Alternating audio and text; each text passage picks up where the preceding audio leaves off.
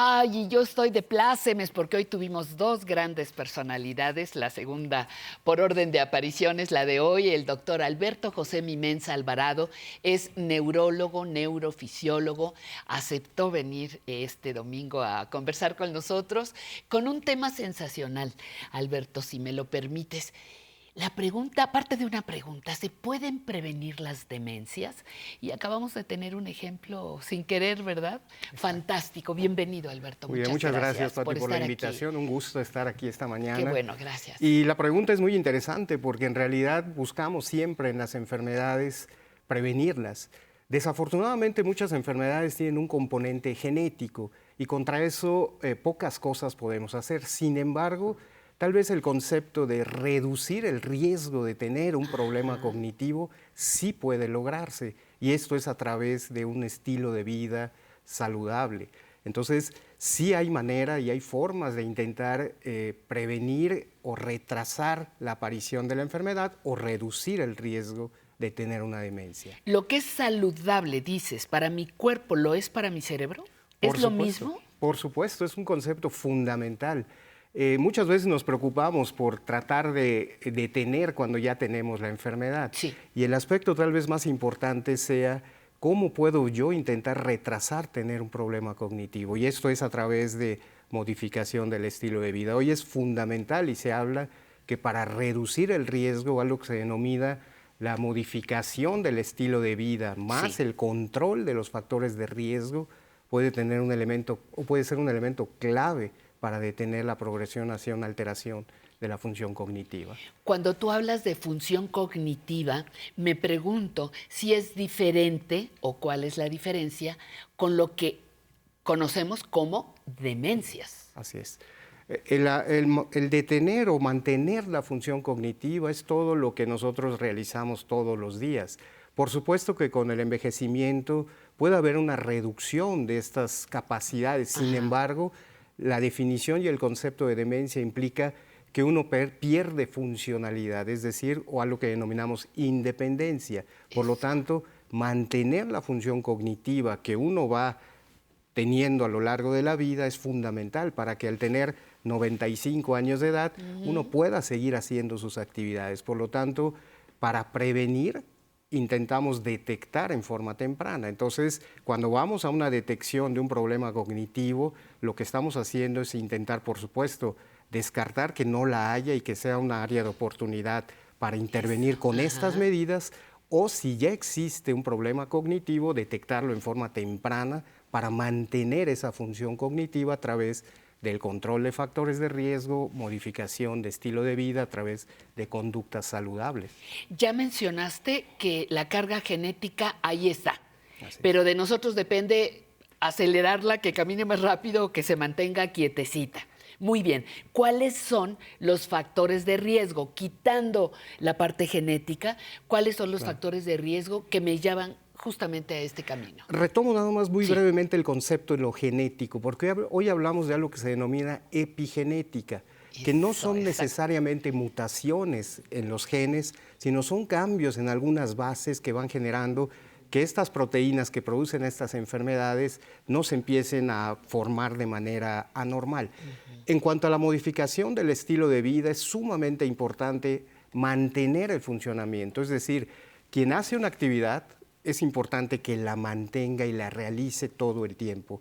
Y hay algo que denominamos entrenamiento cognitivo, es decir, una manera de tratar de mantener ese funcionamiento es adquirir una habilidad nueva.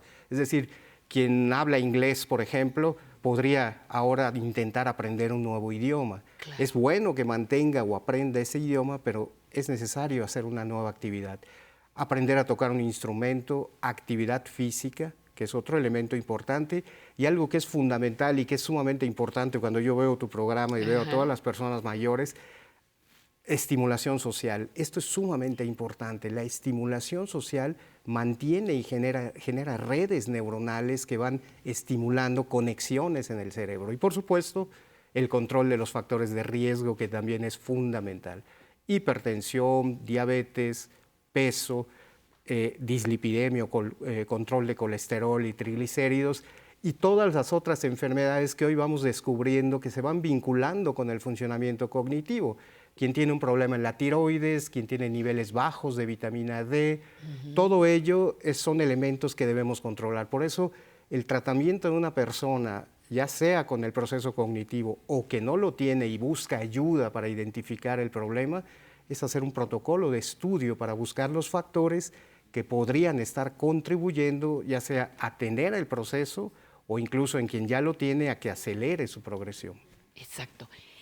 Algunos factores, por ejemplo, que da la contaminación, los alimentos que también vienen contaminados, las situaciones extremas de trabajo, ¿pueden contribuir también a desencadenar casos de demencia? Por supuesto, es una muy buena pregunta, porque hoy en estos elementos epigenéticos, la contaminación es uno de los elementos que ha sido considerado ya como factor de riesgo para padecer un proceso Y casi no cognitivo. se habla. Y esto tiene una implicación porque en las situaciones de estrés, por supuesto, todos estamos expuestos a ello. La manera de contrarrestar estos factores es llevando este estilo de vida o modificando este estilo de vida, es decir, actividad física, una dieta saludable, ejercicio, todo ello y estimulación cognitiva o mental, es decir, hacer estas actividades que nos van a ayudar a mantener nuestra función cognitiva. Cuando hablamos de soledad no deseada y hablas de socialización, aunque yo viva sola, un señor, una señora viuda, un señor, puedo mantener contacto social, puedo salir con amigas, puedo tener actividad social, aunque viva como una persona sola, en soledad. Efectivamente, de hecho, algo que nos enseñó, de algo que ya sabíamos, pero que lo pudimos hacer más evidente en esta pandemia, fue que el aislamiento y la soledad que tuvieron las personas mayores, es decir, esta soledad como esta percepción de baja relación o cantidad de relaciones sociales, es un factor de riesgo que puede precipitar o favorecer los problemas cognitivos. Por lo tanto, alguien que vive solo puede ir a estos centros donde hay estimulación o hay grupos de la tercera edad, buscar alguna estrategia para ir a aprender una nueva actividad, que eso genera redes, es decir, yo voy a aprender un idioma y convivo con personas de la misma edad, que eso es algo muy importante. En esos mecanismos de estimulación social es necesario convivir con personas de la misma edad, dado que el proceso de aprendizaje puede hacerse algo más lento en las personas mayores, sin que necesariamente esto sea anormal. El procesamiento se vuelve un poco más lento, pero la capacidad de aprendizaje está. Eso, porque se hace lentito, pero no desaparece. Por supuesto. Traemos otro ritmo, pero no desaparece. Con frecuencia nos dicen, es que está algo más lento. Sí, eso es normal. La digestión es lenta, la función renal puede hacerse más lenta sin que esto sea un proceso anormal. Es parte del envejecimiento y con una buena dieta, con un proceso de actividad, una estimulación cognitiva, nosotros podemos mantener la función cognitiva. Por lo tanto, yo digo, no todo está perdido. No. Al contrario, podemos hacer mucho si seguimos estas recomendaciones. Y me encanta que nos lo diga un neurólogo, con tu experiencia, me gusta mucho. Oye, doctor, otra cosa. Se habla, a lo mejor estoy equivocada, tú me corriges, se habla de que las mujeres somos las que más estamos enfrentando enfermedad de Alzheimer y otras demencias. Si es cierto, ¿por qué? Si no es cierto, ¿por qué? Esa pregunta tal vez sea la pregunta más difícil de contestar, pero en realidad hoy se está conociendo algunos aspectos que antes se habían establecido como un factor posible de riesgo para que afecte más a mujeres.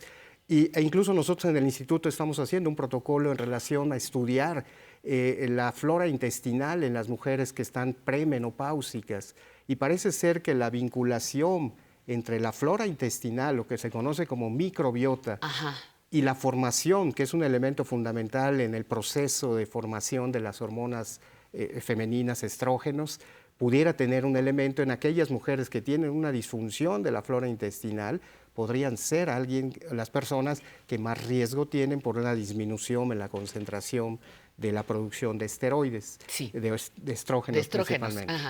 Entonces, esto es uno de los elementos y pareciera ser que algo que aún no se ha podido demostrar es la relación con el componente cromosómico que determina el género desde el nacimiento, pero aún así no podemos concluir. Y otro elemento es que las mujeres viven más También que los esa hombres. es la ¿no? otra, ¿no? ¿Quién nos manda Así es. a vivir más tiempo? Bueno, oye, doctor, otra cosa, la demencia, así como tal, el desconocimiento del mundo, de las personas que quiero, de mi actividad, ¿es solo una enfermedad de adultas mayores, de personas adultas mayores?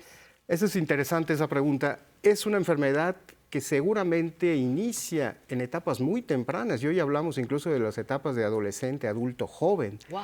y que se expresa en la vejez. Entonces, decir que es la factura de lo que hemos vivido sería injusto. Yo creo que es la repercusión de todo lo que no hicimos y que ahora se está expresando. Por supuesto que es una enfermedad que se expresa en las personas mayores. Hay un grupo, un porcentaje muy bajo que son en gente más joven, las que están relacionadas con infartos cerebrales, que puede ser un factor que inicie en etapas más tempranas, pero podríamos decir que es predominantemente en personas mayores. Doctor, regresa pronto.